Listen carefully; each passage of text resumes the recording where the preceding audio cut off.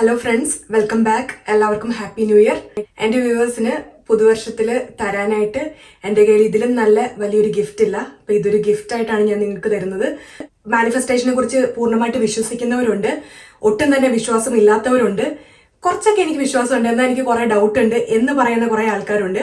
അപ്പം എല്ലാവരുടെയും ഡൗട്ട്സ് ഒന്ന് ക്ലിയർ ചെയ്ത് തരാമെന്ന് വിചാരിച്ചു.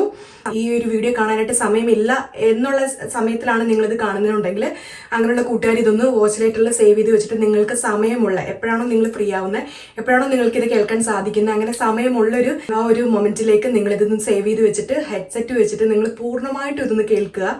ഇതിൽ ഞാൻ പറയുന്ന ഓരോ വേർഡ്സും ചിലപ്പോൾ നമ്മുടെ ലൈഫിനെ മാറ്റിമറിക്കുന്നത് ആരെങ്കിലും എപ്പോഴെങ്കിലും കളിയായിട്ട് പറയുന്ന ഒരു വേർഡ് ആയിരിക്കാം, ഒരു സെന്റൻസ് ആയിരിക്കാം. എങ്ങനെയാണ് നമ്മുടെ ലൈഫിൽ നാളെ അത്ഭുതം സംഭവിക്കാൻ പോകുന്നതെന്ന് നമ്മൾക്ക് ആർക്കും പ്രെഡിക്റ്റ് ചെയ്യാൻ പറ്റത്തില്ല. അപ്പൊ നല്ല കാര്യങ്ങൾ പറയുന്ന ആൾക്കാരുണ്ടെന്നുണ്ടെങ്കിൽ നിങ്ങളുടെ ഇടയിൽ, നിങ്ങളുടെ ഫ്രണ്ട്സിന്റെ ഇടയിൽ, നിങ്ങളുടെ വർക്ക് പ്ലേസിൽ, നിങ്ങളുടെ വീട്ടിൽ, നിങ്ങളുടെ കുടുംബത്തിൽ തന്നെ ഉണ്ടെന്നുണ്ടെങ്കിൽ നിങ്ങളൊന്ന് കുറച്ചു നേരം ക്ഷമയോടെ ഒന്ന് അവരെയൊക്കെ കേൾക്കാനായിട്ട് നിങ്ങൾ പഠിക്കുവാണെങ്കിൽ, മെഡിറ്റേഷൻ വഴി ലിസണർ ആവാൻ നിങ്ങൾക്ക് പറ്റുവാണെന്നുണ്ടെങ്കിൽ, നിങ്ങളൊന്ന് ലിസൺ ചെയ്യുവാണെന്നുണ്ടെങ്കിൽ നിങ്ങൾക്ക് വേണ്ടുന്ന ഗൈഡൻസ് ഈ പ്രപഞ്ചം തന്നെ നിങ്ങൾക്ക് തരും. അത് പല ആളുകളിലൂടെ ആയിരിക്കാം. അൻപേശിവം സിനിമ കണ്ടിട്ടുള്ളവർക്ക് കുറെ നല്ല കാര്യങ്ങൾ അതിൽ നിന്ന് പഠിക്കാൻ പറ്റും കേട്ടോ. അപ്പം ഈ വേൾഡിൽ തന്നെ പല ആളുകളായിരിക്കാം ദൈവമായിട്ട് നമ്മുടെ മുന്നിൽ അവതരിക്കുന്നത്. ചിലപ്പോൾ അവരുടെ ഒരു വേർഡ് ആയിരിക്കാം, അവർ നമ്മുടെ ലൈഫിലേക്ക് കടന്നു വന്നൊരു ഇൻസിഡന്റ് ആയിരിക്കാം, ചിലപ്പോൾ അവർക്ക് കിട്ടിയ ഒരു പാഠമായിരിക്കാം, ചിലപ്പോൾ നമുക്ക് തന്നെ കിട്ടിയൊരു പാഠമായിരിക്കും. അങ്ങനെ പലതിൽ നിന്നും നമുക്ക് പഠിക്കാനുണ്ടാവുമായിരിക്കും.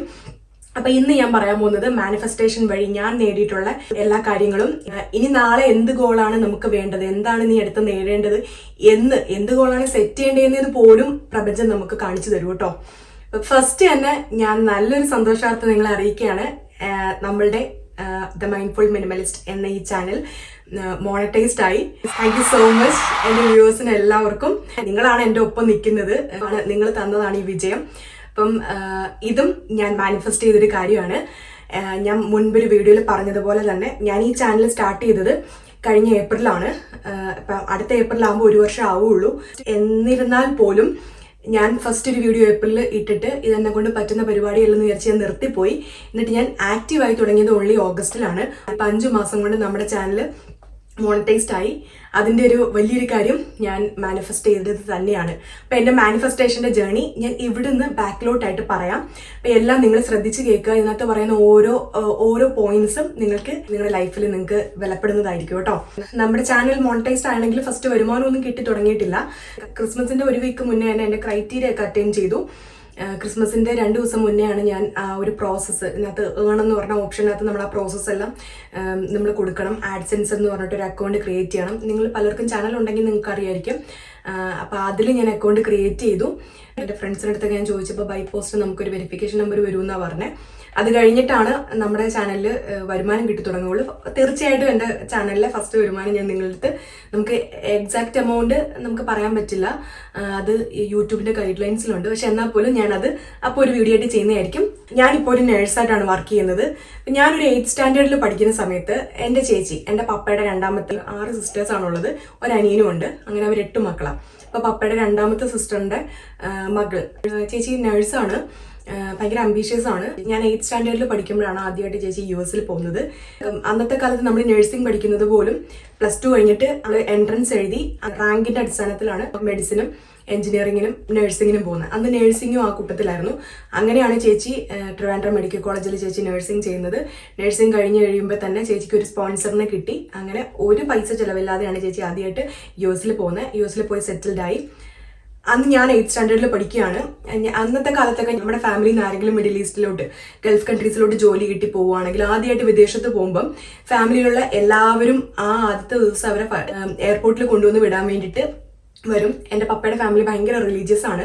എപ്പോഴും കൊന്തയൊക്കെ ചൊല്ലി പ്രാർത്ഥനയൊക്കെ ചൊല്ലി അങ്ങനത്തെ ഒരു ഫാമിലിയാണ് പപ്പയുടെ ഫാമിലി ഫുള്ള്. അപ്പം കുടുംബത്തിൽ ആരെങ്കിലും ഇത് കണക്ക് വിദേശത്തേക്ക് പോവുകയാണെന്നുണ്ടെങ്കിൽ വലിയ വണ്ടിയൊക്കെ വിളിച്ച് ഫാമിലിയിലുള്ള ഈ ആന്റിമാരെല്ലാവരും ഉണ്ടാവും, അങ്കിളുമാരുണ്ടാവും. 2 വണ്ടിയൊക്കെ വിളിച്ചിട്ടായിരിക്കും എല്ലാവരെയും കൂടെ യാത്രയാക്കാൻ കൊണ്ടുപോകുന്നത്. അങ്ങോട്ട് പോകുമ്പോൾ ഫുള്ള് പ്രാർത്ഥനയും ഡിവോഷണൽ സോങ്ങും പ്രാർത്ഥനയൊക്കെ ആയിരിക്കും. തിരിച്ചു വരുന്ന സമയത്ത് റെസ്റ്റോറൻറ്റിൽ കയറി ഫുഡൊക്കെ കഴിച്ചിട്ട് പിന്നെ ഇങ്ങോട്ട് പാട്ടൊക്കെ വെച്ച് അടിച്ചു പൊളിച്ചായിരിക്കും വരുന്നത്. അപ്പോഴും ആന്റിമാരും മനസ്സിലൊക്കെ ഇങ്ങനെ എപ്പോഴും ഒരു കൊന്തയൊല്ലി ഇങ്ങനെ ഉരുട്ടോണ്ടേയിരിക്കും കേട്ടോ. ഇപ്പൊ ചെന്നാലും എന്റെ ഫാമിലിയിൽ കാണാൻ പറ്റുന്ന ഒരു കാര്യം അതാണ്. എപ്പോഴും എല്ലാവരും കൊന്തയും കൊണ്ട് ഭയങ്കര റിലീജിയസ് ആണ് അവർ, ഭയങ്കര പ്രാർത്ഥനയും അതിന്റെ അനുഗ്രഹങ്ങൾ കുടുംബത്തിലുണ്ട് താനും. അങ്ങനെ ചേച്ചി ആദ്യമായിട്ട് US പോയപ്പോഴാണ് എൻ്റെ മനസ്സിലൊരു ആഗ്രഹം തോന്നിയത്, അപ്പം ഞാനും വലുതായിട്ട് നേഴ്സായി കഴിഞ്ഞാൽ എനിക്ക് ഇതുപോലെ വിദേശത്ത് പോവാം. US തന്നെ പോകണമെന്നൊന്നുമില്ല, എവിടെയെങ്കിലും യൂറോപ്യൻ കൺട്രീസിൽ എവിടെയെങ്കിലും പോയി സെറ്റിൽഡ് ആവാം. അങ്ങനെ ആദ്യമായിട്ട് എൻ്റെ മനസ്സിലൊരു കുഞ്ഞ് 8ാം ക്ലാസ്സിൽ പഠിക്കുമ്പോൾ എൻ്റെ മനസ്സിലൊരു കുഞ്ഞ് സ്വപ്നം പൂവിട്ടു. അപ്പൊ അന്ന് ഇങ്ങനെ മാനിഫെസ്റ്റേഷൻ ഇങ്ങനെ എഴുതി വെക്കുന്ന ഇങ്ങനെ ഒരു പരിപാടി അല്ലായിരുന്നു. ഞാൻ സെയിന്റ് ആന്റണിയുടെ വലിയ ഭക്തയാണ്. അപ്പൊ സെയിന്റ് ആന്റണിയോടാണ് ഞാൻ എല്ലാ കാര്യങ്ങളും പറയുന്നത്. അപ്പൊ സെയിന്റ് ആന്റണിയുടെ നൊവേനയൊക്കെ ഉണ്ട്, അതൊക്കെ നമ്മളിങ്ങനെ എഴുതും. പ്രാർത്ഥനകളാണ് എഴുതി വെച്ചിട്ട് എനിക്കിത് സംഭവിക്കണം, ഇന്ന നാളില് ഇങ്ങനെ സംഭവിക്കണമെന്ന്. അപ്പൊ ഡെയിലി കൊന്ത ചൊല്ലി കഴിയുമ്പം നമ്മുടെ ആവശ്യങ്ങൾ പറയുന്ന കൂട്ടത്തിൽ അന്നോട്ടേ ഞാൻ പറയാൻ തുടങ്ങി, വലുതാകുമ്പോൾ ഞാൻ നഴ്സിംഗ് കഴിഞ്ഞിട്ട് എനിക്ക് ഇതിനൊക്കെ വിദേശത്ത് പോകാൻ പറ്റണേ, അവിടെ ഫാമിലിയായിട്ട് സെറ്റിൽഡ് ആവാൻ പറ്റണേന്ന്. അത് പിന്നെ ഓട്ടോമാറ്റിക്കലി എൻ്റെ വായിൽ വരാൻ തുടങ്ങി. പള്ളി പോകുമ്പോഴും നമ്മുടെ എല്ലാ പ്രയറൊക്കെ കഴിഞ്ഞ് എൻഡ് ആകുമ്പോൾ നമ്മൾ ഓട്ടോമാറ്റിക്കലി ഇത് തന്നെ ഞാൻ പ്രാർത്ഥിക്കാൻ തുടങ്ങി. ഞാൻ വിദേശത്ത് പോകണം, എനിക്ക് നഴ്സ് ആവണം, അങ്ങനെ ഓട്ടോമാറ്റിക്കലി അതങ്ങനെ വന്നു. 12th ഞാൻ പഠിക്കുന്ന സമയത്ത് ചേച്ചി നാട്ടിൽ വന്നു. ചേച്ചിയുടെ കല്യാണമായി. ചേച്ചി തന്നെ പൈസയൊക്കെ സ്വരുക്കൂട്ടി വെച്ച് ചേച്ചിക്ക് വേണ്ടുന്ന ഗോൾഡും എല്ലാ കാര്യങ്ങളും എല്ലാ ചെലവും ചേച്ചി തന്നെയാണ് സ്വീകരിക്കുന്നത്. അപ്പൊ ഈ 4 വർഷം കൊണ്ട് അവിടെ പോയിട്ട് PhD കഴിഞ്ഞു. ചേച്ചി ഡോക്ടറേറ്റ് ഒക്കെ എടുത്തിട്ടുണ്ട്. കല്യാണം കഴിച്ചിരിക്കുന്ന ഒരു സൈക്യാട്രിസ്റ്റിനെയാണ്. ലവ് മാരേജ് ആയിരുന്നു. അപ്പൊ അന്ന് കല്യാണത്തിന് വേണ്ടി ചേച്ചി നാട്ടിൽ വരുമായിരുന്നു. എറണാകുളത്ത് പാലാരിവട്ടത്ത് ഒരു ചേട്ടനാണ് കല്യാണം കഴിച്ചിരിക്കുന്നത്. കല്യാണം എറണാകുളത്ത് വെച്ചായതുകൊണ്ട് തന്നെ തലേന്ന് പോകണമായിരുന്നു. അങ്ങനെ ചേച്ചിയുടെ കൂടെ തലേന്ന് പോകാൻ വേണ്ടിയിട്ട് എൻ്റെ പപ്പയുടെ ഏറ്റവും ഇളയ സിസ്റ്റർ ഉണ്ട്, ഏറ്റവും ഇളയതല്ല, സെക്കൻഡ് ലാസ്റ്റ് സിസ്റ്റർ ഉണ്ട്. ആൻറ്റി ഒരു തയ്യക്കാരിയാണ്.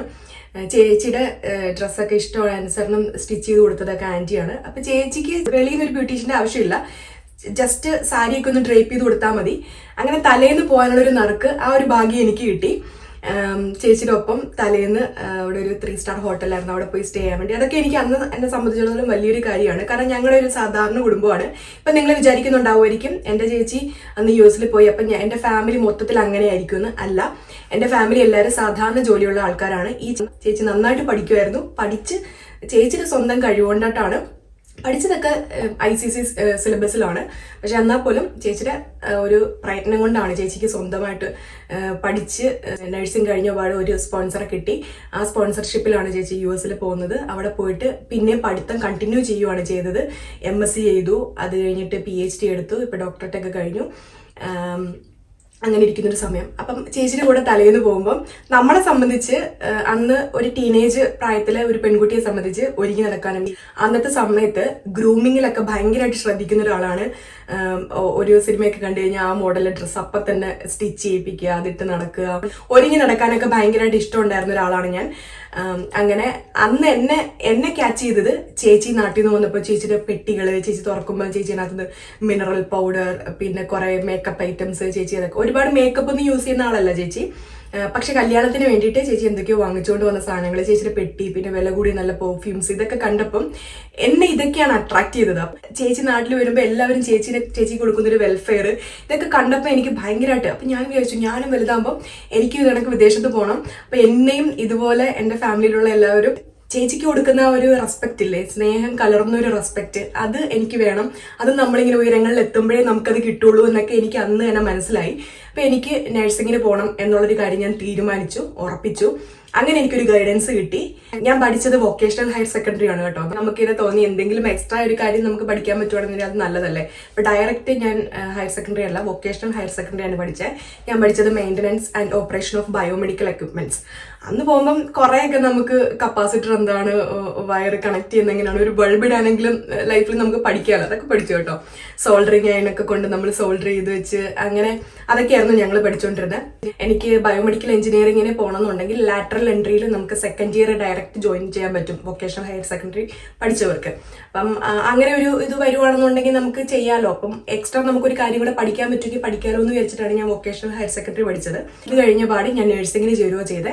എനിക്ക് ഡയറക്റ്റ് BSc ചെയ്യാനുള്ളൊരു അവസരം കിട്ടിയില്ല. കാരണം വെച്ചാൽ എൻ്റെ ഫാമിലിയിൽ എനിക്ക് പലതരം പ്രോബ്ലംസ് ഉണ്ടായിരുന്നത് കൊണ്ട്, ഫിനാൻഷ്യൽ ആണെങ്കിലും വേറെയും പല കാര്യങ്ങൾ വന്നതുകൊണ്ട് ആ സമയത്ത് എനിക്ക് നാട്ടിലെ അഡ്മിഷൻ എല്ലാം ക്ലോസ് ആയി പോയി. എനിക്ക് ഡയറക്റ്റ് BScക്ക് ചേരാൻ പറ്റിയില്ല, ഒരു വർഷം കളയാനും പറ്റില്ല. അപ്പൊ എൻ്റെ ഇളയ ബ്രദറാണ് എന്നോട് പറഞ്ഞത്, മഞ്ജു സാരമില്ല, എൻ്റെ പേര് മഞ്ജു എന്നാണ് കേട്ടോ. ഒരുപാട് പേര് എനിക്ക് ഇമെയിൽ അയച്ചു, ആർക്കും എൻ്റെ പേരറിയില്ല, സോറി കേട്ടോ, ഞാൻ എൻ്റെ പേര് ആരടുത്തും ഞാനിങ്ങനെ വീഡിയോയിൽ പറയാൻ വിട്ടുപോകുന്നതാണ്. എൻ്റെ പേര് മഞ്ജു എന്നാണ്. അപ്പം എന്റെ ബ്രദർ എന്നോട് പറഞ്ഞു, ഇപ്പം ജനറൽ നഴ്സിംഗ് പഠിച്ചാലും പോസ്റ്റ് ബേസിക് BSc നഴ്സിംഗ് എന്ന് പറഞ്ഞൊരു സംഭവമുണ്ട്. 2 വർഷം ഒന്നുകൂടെ നീ പഠിക്കുകയാണെന്നുണ്ടെങ്കിൽ നിനക്ക് BSc നഴ്സ് ആവാം. അപ്പൊ വെറുതെ 1 വർഷം കളയേണ്ട, നീ ജനറൽ നഴ്സിംഗിന് പൊക്കോളാൻ പറഞ്ഞു. നല്ലൊരു തീരുമാനമായിട്ട് തന്നെ ഞാൻ ഇപ്പോഴും കാണുന്നു. കാരണം എന്റെ പഠിത്തം വീണ്ടും കണ്ടിന്യൂ ചെയ്യാൻ പറ്റിയത് അതുകൊണ്ടാണ്. ഞാൻ അങ്ങനെ 3.5 വർഷം നഴ്സിംഗ് പഠിച്ചു. താമസിച്ചിരുന്ന സ്ഥലത്തിന്റെ രീതി അനുസരിച്ച് ഒരു 18-19 വയസ്സാകുമ്പോഴേ പെൺപിള്ളേരെ വിവാഹം ചെയ്ത് അയക്കുന്ന ഒരു ഇതാണ്. പക്ഷെ അപ്പോഴും എന്റെ പപ്പയ്ക്ക് അത്രയും നേരത്തെ തന്നെ കല്യാണം കഴിച്ചു വിടാൻ ആഗ്രഹമില്ലായിരുന്നു. അങ്ങനെ ഒരുപാട് ആലോചനകൾ വന്നപ്പോൾ അതൊന്നും വേണ്ടാന്ന്, പപ്പ അലയൻസ് ഒക്കെ വേണ്ടെന്ന് പറഞ്ഞു വിട്ടു. പക്ഷേ ഓരോ അരിമണിയിലും നമുക്കുള്ള പേര് എഴുതി വെച്ചിട്ടുണ്ടെന്ന് പറഞ്ഞിരിക്കുന്നത് പോലെ തന്നെ എന്റെ ഹസ്ബൻഡിന്റെ ആലോചന വന്നപ്പം എല്ലാവർക്കും നന്നേ ബോധിച്ചു. എന്റെ ബ്രദേഴ്സിനാണെങ്കിലും ഏറ്റവും കൂടുതൽ എന്റെ ഇളയ ബ്രദറാണ് എന്റെ അമ്മയെ പോലെ തന്നെ എന്നെ ഏറ്റവും കൂടുതൽ കെയർ ചെയ്തിട്ടുള്ള, എന്റെ ജീവിതത്തിൽ എനിക്ക് എന്തെങ്കിലും സക്സസ് നേടാൻ പറ്റിയിട്ടുണ്ടെങ്കിൽ ഇപ്പോഴും ഈ നിമിഷവും എനിക്ക് വേണ്ടുന്ന എല്ലാ ഗൈഡൻസും തന്നിട്ടുള്ള, കുഞ്ഞുനാളിൽ എന്നെ ഒരുക്കി മുടിയൊക്കെ കെട്ടി +2 വരേക്കും എനിക്ക് തനിയെ മുടി കെട്ടാൻ പോലും അറിയത്തില്ല. എന്റെ മുടിയൊക്കെ കെട്ടി എന്റെ പാർലറിലൊക്കെ കൊണ്ടുപോയി എന്റെ ഹെയർ ഒക്കെ കട്ട് ചെയ്യിച്ച് എനിക്ക് വേണ്ടുന്ന ഡ്രസ്സൊക്കെ സ്റ്റിച്ച് ചെയ്യിപ്പിച്ച് തരുന്നതൊക്കെ എന്റെ ചേട്ടനാണ്. അപ്പൊ ചേട്ടനാണ് ഈ കല്യാണം ഏറ്റവും കൂടുതൽ ഇഷ്ടപ്പെട്ടത്. കാരണം വെച്ചാൽ അന്ന് സെൻട്രൽ ഗവൺമെന്റ് ജോലിയാണ്, അദ്ദേഹം ഇന്ത്യൻ നേവി ബാൻഡിലെ മ്യൂസീഷ്യനാണ്. ഈ ജോലിയും ഭയങ്കരമായിട്ട് അട്രാക്ട് ചെയ്തു. പിന്നെ ഫസ്റ്റ് ഒരു മീറ്റിൽ തന്നെ പുള്ളിയുടെ സംസാര രീതികളൊക്കെ ഒരുപാട് ഇഷ്ടപ്പെട്ടതുകൊണ്ട് ഈ ഒരു അലയൻസ് മുന്നോട്ട് കൊണ്ടുപോകാന്ന് പറഞ്ഞു കൂടുതൽ ചേട്ടൻ തന്നെ വീട്ടിലെല്ലായിടത്തും പ്രഷർ ചെയ്യാൻ തുടങ്ങി. അങ്ങനെ വന്ന് കണ്ടോട്ടെ എന്നുള്ള രീതിയിൽ എന്നെ ഹോസ്റ്റലിൽ നിന്ന് കൊണ്ടുവരികയാണ് ചെയ്തത്. അങ്ങനെ വന്ന് കണ്ടു. എല്ലാവർക്കും സംസാരത്തിൽ എന്റെ ഹസ്ബൻഡിനെ ഭയങ്കരമായിട്ട് ഇഷ്ടപ്പെട്ടു. അങ്ങനെ എന്തായാലും ഈ ഒരു കല്യാണം മുന്നോട്ട് പോയി. അന്ന് എന്റെ ഫാമിലി വെച്ച ഒരേ ഒരു ഡിമാൻഡേ ഉണ്ടായിരുന്നുള്ളൂ, കല്യാണം കഴിഞ്ഞാൽ പഠിക്കാൻ സമ്മതിക്കണം എന്നുള്ളതായിരുന്നു. അങ്ങനെ അതിനൊന്നും ഒരു കുഴപ്പമില്ല, എത്ര വേണമെങ്കിലും പഠിക്കാൻ ഇഷ്ടമാണെങ്കിൽ എത്ര വേണമെങ്കിലും പഠിപ്പിക്കാൻ പുള്ളി റെഡിയാണെന്നുള്ള രീതിയിൽ പറഞ്ഞു. പിന്നെ അത് കഴിഞ്ഞിട്ട് ഇന്റേൺഷിപ്പ് കൂടെ ഉണ്ടായിരുന്നു കേട്ടോ, 6 മാസം. ആ ഇന്റേൺഷിപ്പും കൂടെ കഴിഞ്ഞ പാട് 2013 മാർച്ചിൽ ഞാൻ കഴിഞ്ഞു. ഓഗസ്റ്റിൽ 20-ാം തീയതി ഞങ്ങളുടെ കല്യാണമായിരുന്നു. കല്യാണം കഴിഞ്ഞ് കുഞ്ഞിന് ഞാൻ പ്രഗ്നന്റ് ആയ സമയത്ത് തന്നെ എന്റെ വീട്ടുകാർ ഹസ്ബൻഡിനെ ഓർമ്മിപ്പിക്കാൻ തുടങ്ങി, കുഞ്ഞായി 1 വയസ്സ് കഴിയുമ്പോഴത്തേനും മഞ്ജുവിനെ പഠിപ്പിക്കാൻ വരണമെന്നുള്ളത്. അപ്പോഴും ഹസ്ബൻഡ് പറഞ്ഞു, പിന്നെ അതിനെന്താ, 1 വയസ്സ് കഴിയുമ്പോഴത്തേനും നാട്ടിലേക്ക് വിടാം. ഞങ്ങളപ്പം ബോംബെയിലായിരുന്നു. അങ്ങനെ കുഞ്ഞിന് 1 വയസ്സായി കഴിഞ്ഞപ്പം ഞങ്ങൾ നാട്ടിലേക്ക് വന്നു, ഞാനും കുഞ്ഞും കൂടി വന്നു.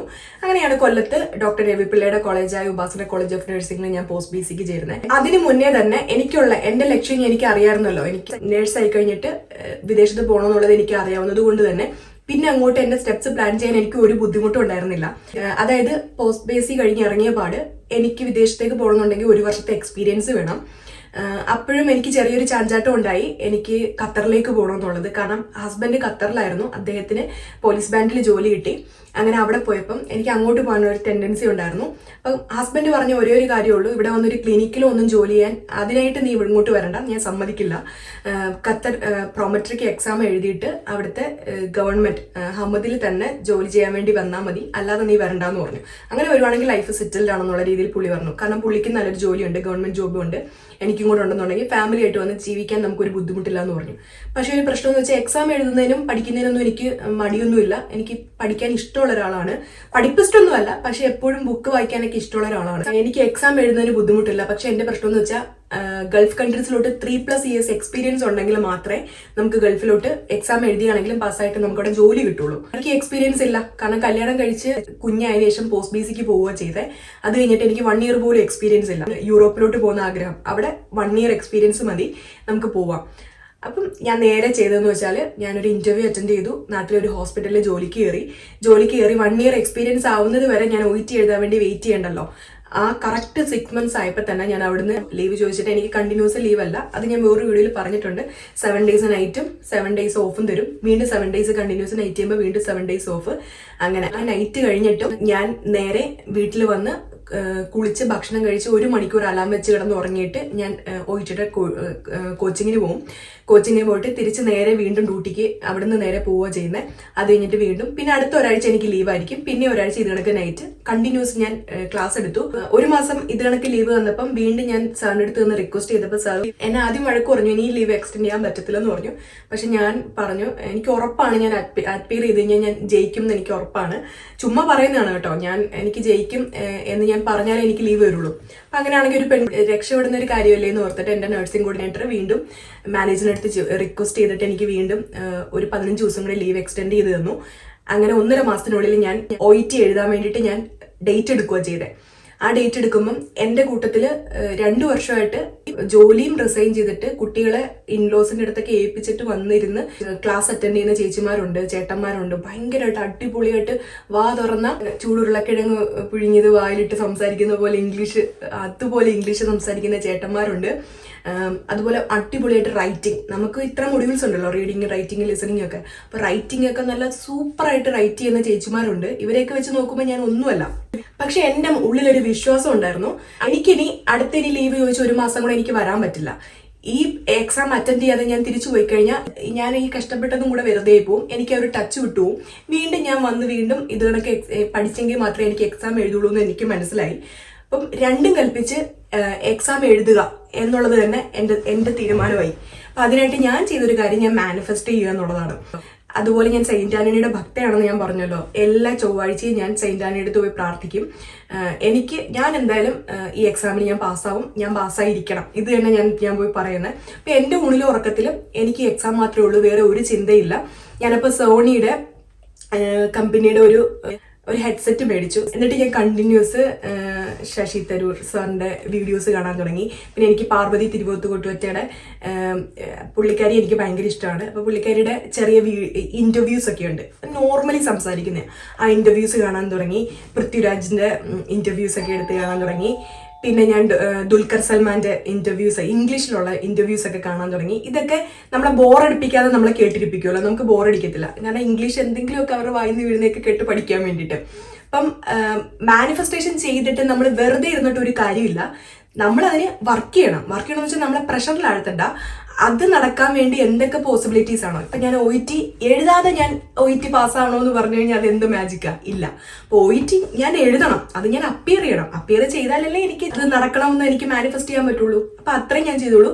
ഞാൻ മാനിഫെസ്റ്റ് ചെയ്തു. അത് നടക്കാൻ വേണ്ടിയിട്ട് ഞാൻ കോച്ചിങ്ങിന് പോയപ്പം തന്നെ എക്സാം ഡേറ്റ് എടുത്തു. അപ്പൊ ഞാൻ എക്സാം അപ്പിയർ ചെയ്യാതെ ഞാൻ പാസ്സാവണമെന്ന് പറയാൻ അത് മാജിക് നടക്കില്ല.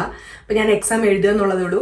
അപ്പൊ ഞാൻ എന്റെ മനസ്സിലോട്ട് ഞാൻ കൊടുത്തൊരു എനർജി, കാരണം ഒത്തിരി പേര് നെഗറ്റീവ്, അവിടെ ഇരിക്കുന്ന ചേച്ചിമാർ എന്നെ പറഞ്ഞു, മഞ്ജു ഇത് ഇത്തിരി ഓവർ കോൺഫിഡൻസ് ആയി പോയി, ഇത്ര നേരത്തെ ഞങ്ങളൊക്കെ 1 വർഷമായിട്ടൊക്കെ ഇവിടെ പഠിച്ചുകൊണ്ടിരിക്കുന്നതാ. പിന്നെ ഭയങ്കര ലാംഗ്വേജുള്ള ചേട്ടനാണെങ്കിൽ ഓൾറെഡി 2 പ്രാവശ്യം എഴുതി. ചേട്ടൻ ഓസ്ട്രേലിയയിലേക്ക് പോകാൻ വേണ്ടിയിട്ടാണ്. ചേട്ടൻ ഭയങ്കര അടിപൊളി ലാംഗ്വേജ് ഒക്കെയാണ്. പക്ഷേ എപ്പോഴും ചേട്ടൻ ഏതോ ഒരു മൊഡ്യൂൾ പൊയ്ക്കൊണ്ടിരിക്കുക. അതുകൊണ്ട് തന്നെ ചേട്ടൻ ആ സ്കോർ കിട്ടാത്തതുകൊണ്ട് ഓൾറെഡി 3 തവണ എഴുതിയിട്ട് കിട്ടാണ്ടിരിക്കുകയാണ്. പിന്നെ അതുപോലെ പലർക്കും പല ഹിസ്റ്ററി ഉണ്ട്. ചിലരും അപ്പിയർ ചെയ്തിട്ട് നിനക്ക് സ്കോർ കിട്ടാതെ, അന്ന് UK ഭയങ്കര ട്രെൻഡിങ് ആണ്, UK സ്കോർ കിട്ടാതെ ഇരിക്കുന്നവരുണ്ട്. അപ്പം എന്നെ സംബന്ധിച്ച് എനിക്കറിയാം, എന്നെക്കാളും ഭയങ്കര കഴിവുള്ള ആൾക്കാരാണ് ഇവര്. പക്ഷെ ഞാൻ ചിന്തിച്ച ഒരേ ഒരു കാര്യമുള്ളൂ, ഞാൻ എന്തായാലും ഈ എക്സാം അപ്പിയർ ചെയ്യാൻ പോവാണ്. ചിലപ്പം ഇവർക്ക് ഓക്കെ എന്നെക്കാളും കഴിവുള്ളവരാണ്, എന്നെക്കാളും നല്ല ലാംഗ്വേജ് ഉള്ളവരാണ്, എന്നെക്കാളും നന്നായിട്ട് റൈറ്റ് ചെയ്യുന്നവരാണ്. പക്ഷേ എങ്കിൽ ചിലപ്പം ആ എക്സാമിന്റെ സമയത്ത് ഇവർക്ക് എന്താണ് സംഭവിച്ചതെന്ന് നമുക്കറിയില്ലല്ലോ, എനിക്കറിയില്ല. ചിലപ്പം അവർ ഭയന്നു പോയിട്ടുണ്ടാവാം. ഒന്നുകിൽ അവർക്കൊരു തലവേദനയോ ഒരു വയറുവേദനയോ വന്നാൽ മതി, ആ ഒരു നിശ്ചിത സമയത്തിനുള്ളിൽ നമ്മൾ മൊഡ്യൂൾ കംപ്ലീറ്റ് ചെയ്തില്ല എന്നുണ്ടെങ്കിൽ നമ്മൾ അതിൽ ഫെയിൽ ആവും. ചിലപ്പോൾ അങ്ങനെ എന്തെങ്കിലും ഒരു തലവേദന ഒരു വയറുവേദന വന്നിട്ടുണ്ടായിരിക്കാം. അതല്ലെങ്കിൽ എത്ര അറിയാവുന്ന ആളാണെങ്കിലും വലിയ ഹാളിൽ 800 പിള്ളേർ ഇരുന്നാണ് ഈ എക്സാം എഴുതുന്നത്. ആ സമയത്ത് എന്തെങ്കിലും ഒരു ടെൻഷൻ കയറി, തലയിൽ ഒരു പ്രഷർ കയറിയിട്ടുണ്ടാവാം. അങ്ങനെ പല കാര്യങ്ങളും ഇവർക്ക് ഉണ്ടായിട്ടുണ്ടാവാം. ഞാൻ തന്നെ സങ്കല്പിക്കുക, എൻ്റെ അടുത്ത് ആരും പറഞ്ഞതല്ല, പക്ഷെ ഞാൻ തന്നെ സങ്കല്പിക്കുകയാണ്. എന്റെ മനസ്സിൽ ഞാൻ ഇങ്ങനെ ചിന്തിച്ചാൽ, ഈ നെഗറ്റീവ് ആൾക്കാർ പറഞ്ഞു തരുന്നത് പോലെ ഇവരെയൊക്കെ പോലെ ഇത്രയും കഴിവുള്ള ആൾക്കാർ ഇവിടെ ഉണ്ടായിരുന്നിട്ട് വെറും 1.5 മാസം വന്ന് നീ പഠിച്ചിട്ട് നിനക്ക് എങ്ങനെ എക്സാം കിട്ടാനാ എന്ന് പറയുന്ന ആളുകളുടെ ആ നെഗറ്റീവ് ചിന്ത എന്റെ മനസ്സിലോട്ട് ഞാൻ എടുത്തു കഴിഞ്ഞാൽ ഞാനും അങ്ങനെ തന്നെ ചിന്തിക്കുള്ളൂ. ശരിയാണല്ലോ, അവർ പറഞ്ഞ സത്യമല്ലേ, ഇത്രയും ലാംഗ്വേജ് ഒക്കെ ഉള്ളവരെയും കഷ്ടപ്പെട്ടിട്ട് അവർക്ക് കിട്ടുന്നില്ല. അപ്പൊ പിന്നെ എങ്ങനെ വെറും 1.5 മാസം വന്ന് ക്ലാസ് എടുത്തിട്ട് ഞാൻ പോയി എങ്ങനെ എന്ത് മാജിക് കാണിക്കാനാ എന്ന് ഞാൻ ചിന്തിച്ചിരുന്നെങ്കിൽ ഞാൻ നെഗറ്റീവായിട്ട് എന്റെ സബ് കോൺഷ്യസ് മൈൻഡിനെ ഞാൻ ചിന്തിപ്പിച്ചിരിക്കുന്നതാണ്. പക്ഷെ ഞാൻ അങ്ങനെയല്ല ചിന്തിച്ചത്. ഞാൻ ചിന്തിച്ചത് ഇത്രയേ ഉള്ളൂ, ചിലപ്പോൾ അവർക്ക് അന്ന് ചിലപ്പോൾ ഒരു തലവേദന വന്നിട്ടുണ്ടാവാം, ചിലപ്പോൾ അവർക്ക് കറക്റ്റ് സമയത്ത് അപ്പിയർ ചെയ്യാൻ പറ്റിയിട്ടുണ്ടാവത്തില്ല, ചിലപ്പോൾ അവർക്ക് ഓൺ ടൈമിൽ എത്താൻ കഴിഞ്ഞിട്ടുണ്ടാവത്തില്ല, ചിലപ്പോൾ ആ സമയത്ത് അവർ ഏതെങ്കിലും ഒരു ക്വസ്റ്റ്യനിൽ സ്റ്റക്കായി പോയിട്ട് ചിലപ്പോൾ ആ മൊഡ്യൂൾ 10 ക്വസ്റ്റ്യൻ ഉണ്ടെങ്കിൽ 10ൽ നമ്മൾ ആൻസർ ചെയ്താലല്ലേ ഏതെങ്കിലും ഒരെണ്ണം തെറ്റിയാലും നമുക്ക് ബാക്കി മാർക്ക് കിട്ടുള്ളൂ. അങ്ങനെ എന്തെങ്കിലും കാര്യങ്ങൾ കൊണ്ട് അവർക്കത് കംപ്ലീറ്റ് ചെയ്യാൻ പറ്റാത്തത് കൊണ്ടായിരിക്കാം അവർക്ക് പോയത്. എനിക്ക് അങ്ങനെയൊന്നും സംഭവിക്കില്ല. ഈ യൂണിവേഴ്സ് എന്നെ പ്രോസസ്സിനെ കംപ്ലീറ്റ് ചെയ്യാൻ എന്നെ ഹെൽപ്പ് ചെയ്യും എന്ന് തന്നെ ഞാൻ എൻ്റെ മനസ്സിനെ ഉറച്ചു വിശ്വസിച്ചു. അത് കഴിഞ്ഞിട്ട് ഞാൻ ആ ഫസ്റ്റ് എൻ്റെ 2 ദിവസമായിട്ടായിരുന്നു എൻ്റെ മൊഡ്യൂൾ. ഫസ്റ്റ് ഡേ എൻ്റെ സ്പീക്കിംഗ് ആയിരുന്നു. അത് കഴിഞ്ഞിട്ട് സെക്കൻഡ് ഡേ ആണ് ബാക്കി എല്ലാ മൊഡ്യൂൾസും. ആ സ്പീക്കിങ്ങിന് ഞാൻ ചെല്ലുന്ന ദിവസം ഞാൻ കണ്ട കാഴ്ച ആ ഒരു കോമ്പൗണ്ട്, ഏത് ഹോട്ടലാണെന്ന് ഞാൻ ഓർക്കുന്നില്ല, കോവളോ ട്രിവാൻഡ്രത്തെ ഏതോ ഒരു ഹോട്ടലായിരുന്നു, ഹോട്ടൽ സമുദ്രയോ അങ്ങനെ എന്തോ ആണ്, ഞാനിപ്പോൾ കൃത്യമായിട്ട് ഓർക്കുന്നില്ല. അതിന്റെ കോമ്പൗണ്ടിൽ കയറിയപ്പോൾ മുതല് അവിടുന്ന് കുട്ടികൾ ഇങ്ങനെ, അതായത് അപ്പോഴാണ് എനിക്ക് മനസ്സിലാവുന്നത് രാവിലെ 7 മണിക്കോ അങ്ങനെ എന്തോ സമയം തൊട്ടേ തുടങ്ങിയിട്ടുണ്ട്. അപ്പൊ എനിക്ക് കിട്ടിയ സമയം എന്ന് വെച്ചാൽ ഒരു ഉച്ച 12-11 മണി എന്തോ ആണ്. അപ്പൊ അന്നേരം തൊട്ടേ കുട്ടികൾ വന്നിട്ടുണ്ട്. അന്നേരം തൊട്ടേ എക്സാം ആണ്. ചിലർ കഴിഞ്ഞു പോവുകയാണ്, അവിടെ ഒത്തിരി പേര് വെയിറ്റിംഗ് ആണ്. അപ്പൊ ഞാൻ ചെന്ന് അവിടെ നിൽക്കുമ്പം അതിന് മുമ്പേ നമ്മൾ പേരൊക്കെ കൊടുക്കുന്ന അങ്ങനെ എന്തോ എല്ലാം ഞാൻ മറന്നു കേട്ടോ. കുറെ വർഷമായി. 2018 19 ഞാൻ പാസ്സാവുന്നത്, OET പാസ്സാവുന്നത്. അപ്പം ഒത്തിരി പേര് നിൽക്കുമോ. ഇത് കണ്ടപ്പോൾ ഞാൻ അറിയാണ്ട് എനിക്ക് ടെൻഷൻ കയറി. അപ്പോഴും ഞാൻ ചിന്തിച്ചൊരു കാര്യം, ആ ടെൻഷൻ കൊണ്ട് എനിക്ക് ദേഹം തളരുമായിരുന്നേ. അപ്പം ഞാൻ ചെയ്തൊരു കാര്യം എന്ന് വെച്ചാൽ ഞാൻ അവിടുന്ന് മാറി. എൻ്റെ ഒരു ഫ്രണ്ടിനെ എനിക്ക് അവിടുന്ന് കിട്ടി. അപ്പം ആ ഫ്രണ്ടിൻ്റെ അടുത്ത് ഞാൻ പറഞ്ഞു എനിക്ക് ഭയങ്കരമായിട്ട് ടെൻഷൻ കയറുന്നു. അപ്പം ആ ഫ്രണ്ടുമായിട്ട് ഞാൻ അവിടുന്ന് മാറിയിട്ട് ആ ഒരു ഹോട്ടലിൽ തന്നെ തൊട്ടപ്പുറത്ത് കടലാണ്. കടലൊക്കെ കാണാൻ നല്ല പച്ചപ്പും ഇങ്ങനെ കുഞ്ഞു പായലൊക്കെ പിടിച്ച് നിൽക്കുന്ന കണക്കത്തെ ഒരു സ്ഥലമൊക്കെ ഉണ്ട്. ഞാൻ അവിടെ പോയിട്ട് ഈ ബഹളങ്ങളൊന്നും കാണാതെ, കാരണം ഈ സംസാരിക്കുന്ന കുട്ടികളൊക്കെ ഭയങ്കര ഇംഗ്ലീഷ് സംസാരിക്കുമോ, വായിന്ന് ഇംഗ്ലീഷ് തുപ്പിക്കൊണ്ടിരിക്കും. അതൊക്കെ കുറേ പ്രാവശ്യം അറ്റൻഡ് ചെയ്തിട്ട് പാസ്സാവാത്ത കുട്ടികളാണ്. പിന്നെ എല്ലാം ഹൈഫൈ ഫാമിലി എന്നുള്ള കുട്ടികളൊക്കെ ഉണ്ട്. അപ്പം ഇവരൊക്കെ ഇംഗ്ലീഷ് പറഞ്ഞുകൊണ്ടിരിക്കുന്ന കേൾക്കുമ്പോൾ എനിക്ക് ഒന്നുകൂടെ തലയിറങ്ങുക. പക്ഷെ ഞാൻ അങ്ങോട്ട് മാറി നിന്നു. എൻ്റെ മൈൻഡിൽ ഞാൻ കൂളാക്കി ഡീപ്പ് ബ്രീത്ത് എടുത്തു. ഇല്ല, എനിക്ക് കിട്ടും. ഇത് തന്നെ ഞാൻ എൻ്റെ മനസ്സിൽ പറഞ്ഞു കൊടുപ്പിക്കുക. അപ്പോൾ വന്ന ആ സാഹചര്യത്തിനെ ഞാൻ വീണ്ടും പോസിറ്റീവായിട്ട് തിങ്ക് ചെയ്യാനായിട്ട് എൻ്റെ മൈൻഡിലോട്ട് കൊടുത്തു. അതായത് അപ്പം ഇതായിരിക്കണം ഇത്ര നാളും എൻ്റെ കൂടെ പഠിച്ച കുട്ടികൾക്ക് കിട്ടാത്തതിൻ്റെ, ആ ചേച്ചിമാർക്കും ചേട്ടന്മാർക്കും കിട്ടാഞ്ഞതിൻ്റെ കാര്യം ഇതായിരിക്കാം. ഇതൊക്കെ കണ്ട് ടെൻഷൻ ആയിട്ടുണ്ടാവുമായിരിക്കും. അപ്പോഴേ അവരുടെ മൈൻഡ് തളർന്നു പോയിട്ടുണ്ടാവും. സ്പീക്കിങ്ങിന് ചെല്ലുമ്പം ആ ഇൻവിജിലേറ്ററിന്റെ മുന്നിൽ ചെല്ലുമ്പോൾ ചിലപ്പോൾ അവർക്ക് സംസാരിക്കാൻ അവർക്കൊന്നും കിട്ടിയിട്ടുണ്ടാവത്തില്ല, ചിലപ്പോൾ വന്നിട്ടുണ്ടാവത്തില്ല, അവരെ തൊണ്ട വരണ്ടു പോയിട്ടുണ്ടാവുമായിരിക്കും. അപ്പം ഞാൻ എന്ത് ചെയ്തു, നന്നായിട്ട് വെള്ളം കുടിക്കാൻ തുടങ്ങി. എനിക്കൊരു പ്രശ്നമുണ്ട്, യൂറിൻ പാസ് ചെയ്യാനുള്ള ചെറിയൊരു ടെൻഡൻസി എങ്കിലും വന്നു കഴിഞ്ഞാൽ എനിക്ക് വേറെ ഒന്നും കോൺസെൻട്രേറ്റ് ചെയ്യാൻ പറ്റത്തില്ല. അപ്പം ഞാൻ എന്ത് ചെയ്യാം, എൻ്റെ തൊണ്ട വരളാതിരിക്കാൻ, തൊണ്ടയൊക്കെ വരളൂ കേട്ടോ. നമ്മുടെ ആ ഒരു പേടി വരുന്ന ഒരു സിറ്റുവേഷനിൽ നമ്മൾ പോലും അറിയത്തില്ല, എത്ര വെള്ളം കുടിച്ചാലും എത്ര ഹൈഡ്രേറ്റഡ് ആണെങ്കിലും നമ്മുടെ തൊണ്ട വരളൂ. അത് അങ്ങനെയുള്ള പല സിറ്റുവേഷൻസിലൂടെ കടന്നു പോയിട്ടുള്ളവരുണ്ടെങ്കിലേ മനസ്സിലാവുള്ളൂ. ഇങ്ങനെയുള്ള സിറ്റുവേഷനൊക്കെ വരണം കേട്ടോ. നമ്മളൊരു ഇന്റർവ്യൂവിന്റെ മുമ്പിൽ പോയി ഇരിക്കണം, ഇന്റർവ്യൂ അറ്റൻഡ് ചെയ്യണം, അതൊക്കെ ഒരു രസമാണ്. നമുക്ക് കിട്ടിയില്ലെങ്കിൽ പോലും ചുമ്മാ എങ്കിലും നിങ്ങൾ വെറുതെ എങ്കിലും ഒരു ജോലി ഉള്ളവരാണെങ്കിൽ പോലും ഇന്റർവ്യൂസ് ഒക്കെ ഇങ്ങനെ കൊടുത്തിട്ട് പോയി അറ്റൻഡ് ചെയ്യണം കേട്ടോ. ഞാൻ ഇഷ്ടംപോലെ വെള്ളം കുടിക്കാൻ തുടങ്ങി, തൊണ്ട വരളുക പേടിച്ചിട്ട്. എന്നിട്ട് അതിനനുസരിച്ച് ഞാൻ യൂറിൻ പാസ് ചെയ്യുക, ഇടയ്ക്കിടയ്ക്ക് പോവുക. കാരണം വേറൊന്നും കൊണ്ടല്ല, അതെന്റെ ടെൻഷൻ കയറിയിട്ടല്ല, എനിക്ക് തന്നെ അറിയാം യൂറിൻ പാസ് ചെയ്യാനുള്ള ഒരു ടെൻഡൻസി എനിക്ക് വന്നു കഴിഞ്ഞാൽ, അത് എസ്പെഷ്യലി വെളിയിലോട്ട് പോയി കഴിഞ്ഞാൽ എനിക്ക് പിന്നെ ഒന്നും കോൺസെൻട്രേറ്റ് ചെയ്യാൻ പറ്റത്തില്ല. അപ്പം ഞാൻ യൂറിനും പാസ് ചെയ്തു. ഞാൻ നല്ല എൻ്റെ ശരീരത്തിന് ആദ്യം ഞാൻ ഭയങ്കര കൂളാക്കി വെക്കാൻ തുടങ്ങി. എന്നിട്ട് ഞാൻ ഒരേ ഒരു കാര്യമുള്ളൂ, ഞാൻ വിശ്വസിച്ചു ഞാൻ പാസ്സാവും, ഞാൻ മാനിഫെസ്റ്റ് ചെയ്യുന്നുണ്ട്, ഞാൻ എൻ്റെ സെയിന്റ് ആന്റണി അടുത്ത് പ്രാർത്ഥിക്കുന്നുണ്ട്, ഉറപ്പായിട്ടും എനിക്കത് കിട്ടുമെന്ന് ഞാൻ വിശ്വസിച്ചു. അങ്ങനെ എൻ്റെ സ്പീക്കിംഗ് മൊഡ്യൂൾ കഴിഞ്ഞു. അത് സിനിമ വൺസ് റിലീസ് ആയി കഴിഞ്ഞാൽ ഇനി അത് ബാക്കി ഓഡിയൻസിന്റെ ഭാഗത്തുനിന്നാണ്. ഇനി അത് സക്സസ് ആവുമല്ലോ, അതൊക്കെ സാഹചര്യം, അതുപോലെ നടന്നോളും. അതുവരെ നിങ്ങൾക്ക് ചെയ്യാൻ പറ്റുന്ന എല്ലാം നിങ്ങൾ ചെയ്തിട്ടുണ്ട്. ആ ഒരു എക്സാം അറ്റൻഡ് ചെയ്യേണ്ടത് വരെ ഞാൻ ചെയ്യേണ്ട എല്ലാ ഇൻപുട്ടും ഞാൻ അതിന് വിട്ട് കൊടുത്തിട്ടുണ്ട്. ഇനി റിസൾട്ട് വരുന്നവരെ വെയിറ്റ് ചെയ്യാം. അതിനെക്കുറിച്ച് ഞാൻ ചിന്തിച്ചേയില്ല. കാരണം അടുത്ത ദിവസമാണ് ബാക്കി മൊഡ്യൂൾസ് എല്ലാം, റൈറ്റിങ്ങും റീഡിങ്ങും ലിസണിങ്ങും ഒക്കെ അടുത്ത ദിവസമാണ്. ഞാൻ അടുത്ത ഈ ദിവസത്തെ എക്സാമിന് വന്നു. അതുമെല്ലാം കഴിഞ്ഞ് ഞാൻ തിരിച്ചു വീട്ടിൽ പോയി. മാഞ്ഞൂരാൻസ് അക്കാഡമിയിലാണ് പഠിച്ചത്. 2 പ്രാവശ്യം ഓൾറെഡി അപ്പിയർ ചെയ്തിട്ട് കിട്ടാത്ത ഒരു ചേച്ചി എൻ്റെ കൂടെ തേർഡ് ടൈം ഞാൻ അറ്റൻഡ് ചെയ്യുന്ന സമയത്ത് എൻ്റെ കൂടെ അറ്റൻഡ് ചെയ്തായിരുന്നു. ആ ചേച്ചിയുടെ തേർഡ് ടൈമും എൻ്റെ ഫസ്റ്റ് ടൈമും ആണ്. അങ്ങനെ ആ ചേച്ചി ഉണ്ടായിരുന്നു കേട്ടോ എക്സാമിന് എൻ്റെ കൂടെ. ഞങ്ങൾ തിരിച്ചു പോകുന്ന വഴിക്ക് ഞങ്ങൾ അതിനെക്കുറിച്ചൊക്കെ ഷെയർ ചെയ്യുകയൊക്കെ സംസാരിക്കുകയൊക്കെ ചെയ്യുന്നുണ്ട്. ഞാൻ പറഞ്ഞു, ചേച്ചി കഴിഞ്ഞത് കഴിഞ്ഞു, ഇനി നമുക്ക് അതിനെക്കുറിച്ച് സംസാരിക്കേണ്ടെന്ന് പറഞ്ഞു. അത് കഴിഞ്ഞിട്ട് നമുക്ക് 16 ദിവസമോ എന്തോ ആകുമ്പോഴാണ് നമ്മുടെ റിസൾട്ട് വരുന്നത്. ആ റിസൾട്ട് വരുന്ന ദിവസം എനിക്ക് ഡ്യൂട്ടിയാണ്, ഞാൻ ഡ്യൂട്ടിയിലാണ്. അപ്പോൾ ഈ ചേച്ചി എന്നെ വിളിച്ചു, മഞ്ജു റിസൾട്ടൊക്കെ ഔട്ടായിട്ടുണ്ട് എന്ന് പറഞ്ഞ് ചേച്ചിനെ വിളിച്ചു. അപ്പോഴേക്കും എന്നെ നെഞ്ചിടിക്കാൻ തുടങ്ങി, വെപ്രാളമായി. അപ്പോഴും ഞാൻ മനസ്സിനെ കാമാക്കി ഇരുത്തി. ഞാൻ എപ്പോഴും ഇതിനിടയ്ക്കുമൊക്കെ ഞാൻ മാനിഫെസ്റ്റേഷൻ ചെയ്തിട്ട് ഞാൻ വിശ്വസിക്കുന്നുണ്ടല്ലോ. ഞാൻ നിങ്ങളോട് പഴയൊരു വീഡിയോ, മാനിഫെസ്റ്റേഷൻ്റെ വീഡിയോയിൽ പറഞ്ഞിട്ടുണ്ട്, മാനിഫെസ്റ്റേഷൻ ചെയ്തിട്ട് നിങ്ങളത് നടക്കാനുള്ള പോസിബിലിറ്റീസ് നടന്നു കഴിഞ്ഞു എന്ന് പറഞ്ഞ് വിശ്വസിക്കണമെന്ന്. അങ്ങനെ നടന്നു കഴിഞ്ഞു എന്ന് പറഞ്ഞ് വിശ്വസിക്കാൻ വേണ്ടി ഞാൻ തന്നെ പറഞ്ഞ കുറച്ച് ടെക്നിക്സ് ഉണ്ട്. ഞാൻ തിരിച്ച് ഡ്യൂട്ടിക്ക് പോയപ്പം അവിടെയുള്ള കുറേ ആൾക്കാർ എന്നോട് ചോദിച്ചായിരുന്നു എക്സാം എഴുതിയില്ല. കാരണം അവരും എന്നെ തളർത്താൻ ശ്രമിച്ചു. അവർക്കറിയാവുന്ന ഞങ്ങളുടെ ഹോസ്പിറ്റലിൽ തന്നെ, ഞാൻ മെഡിക്കൽ ഐസിയുലായിരുന്നു, മെഡിക്കൽ ഐസിയിൽ വർക്ക് ചെയ്യുന്ന ഒരു ചേട്ടനുണ്ട്. ആ ചേട്ടൻ ഓൾറെഡി 2 പ്രാവശ്യം എഴുതിയിട്ട് ചേട്ടന് കിട്ടിയിട്ടില്ല. ചേട്ടൻ്റെ വലിയൊരു ബുജിയായിട്ടാണ് അവിടെ എല്ലാവരും കാണുന്നത്. അപ്പം അവരോടൊക്കെ ഞാൻ തിരിച്ചു വന്നപ്പോൾ ഞാൻ പറഞ്ഞൊരു കാര്യം, എക്സാം എഴുതിയോ എന്ന് വെച്ചപ്പോൾ ഞാൻ പറഞ്ഞില്ല, ഒരു മാസത്തെ കോഴ്സിൽ എനിക്കൊന്നും പഠിക്കാൻ പറ്റിയില്ല, ഞാൻ എക്സാം എഴുതിയില്ലെന്നാണ് പറഞ്ഞത്. അപ്പം യൂഷ്വലി അവരെല്ലാവരും അവിടെ ഇവിടെയൊക്കെ പറയാൻ തുടങ്ങി, പിന്നെ അതൊക്കെ എവിടെ വരെ പോകുന്നു നമുക്ക് അറിയാമായിരുന്നല്ലോ എന്നൊക്കെ. അപ്പം ഞാൻ മനസ്സിൽ അവരെ ചിന്തിക്കുകയാണ്, എൻ്റെ റിസൾട്ട് വരുമ്പം ഈ റിസൾട്ട് ആയിരിക്കണം എല്ലാവരും കാണുന്നത്. അപ്പം എല്ലാവരും ഞെട്ടണം. എല്ലാവരും ഞെട്ടുന്നതും എൻ്റെ റിസൾട്ട് വരുമ്പോൾ ഞാൻ പാസ്സായി എന്ന് എല്ലാവരും അറിയുന്നതും, ഞാൻ പറയാണ്ട് തന്നെ അവരറിയുന്നതും, അല്ലെങ്കിൽ വേറെ ആരെങ്കിലും പറഞ്ഞിട്ട് അറിയുന്നതും, അവരല്ലെങ്കിൽ ഫേസ്ബുക്കിൽ കാണുന്നതും ഒക്കെ ഞാൻ തന്നെ ഇങ്ങനെ വിഷ്വലൈസ് ചെയ്യാൻ തുടങ്ങി.